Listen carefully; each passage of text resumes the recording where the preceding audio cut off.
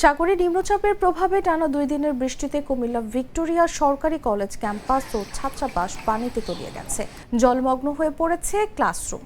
ফলে পানিতে বসেই জাতীয় বিশ্ববিদ্যালয়ের 2024-25 শিক্ষাবর্ষের স্নাতক প্রথম বর্ষের ভর্তি পরীক্ষা দিয়েছেন প্রায় 4000 শিক্ষার্থী। আমরা ন্যাশনালের আন্ডারে ভিক্টোরিয়া কলেজে পরীক্ষা দিতে এসে দেখি এখানে প্রচণ্ড পরিমাণে পানি, যার কারণে এখানে পানি নিচে পর্যন্ত রাখতে পারছি না। আমাদের বিভিন্ন ধরনের ভোগান্তি পোহাতে হচ্ছে এখানে। অনার্স ভর্তি পরীক্ষা ভিক্টোরিয়াতে আসছিলাম, অবস্থাটা দেখেন, মানে মাছ ধরা যাবে এরকম অবস্থা। আর এই ক্যাম্পাস মনে হয় সবচেয়ে খারাপ একটা ক্যাম্পাসের মধ্যে একটা আমার দেখা মতে। পুরাটি হচ্ছে ড্রেনের জল, নোংরা জলে ভরে গেছে একদম। আর আমার বান্ধবীর পায়ে হচ্ছে একদম আলপি, মানে পিন ঢুকে গেছে, প্যালেট ঢুকে গেছে। ক্যাম্পাসের কলা ভবন, বিজ্ঞান ভবন 1, বিজ্ঞান ভবন 2, মিলেনিয়াম ভবন ও অর্থনীতি ভবনের নিচতলায় 15টিরও বেশি কক্ষে হাঁটু পানিতে থই থই করছে।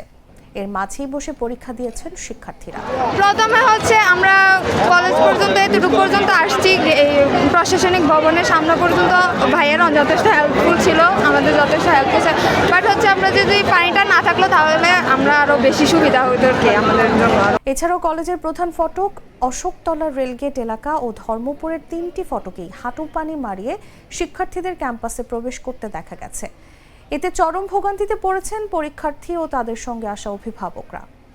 বিশেষ করে ভিক্টোরিয়া কলেজের কবি নজরুল ইসলামের আশেপাশে জায়গাটায় জলাবদ্ধতার খুব খারাপ অবস্থা।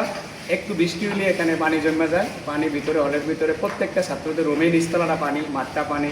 আপনারা দেখতেছেন তো সরজমিনে যে আমার এরা পেপার রুমের সামনে, এখানে তো পানি হওয়ার কোনো কথাই ছিল না কোনো সময়, কিন্তু আজকে 2-3 বছর যাবতেই সেই পানিটা খুব খারাপ অবস্থা। একদিন বৃষ্টি হলে এই জায়গাটার অবস্থা খারাপ হয়ে যায়।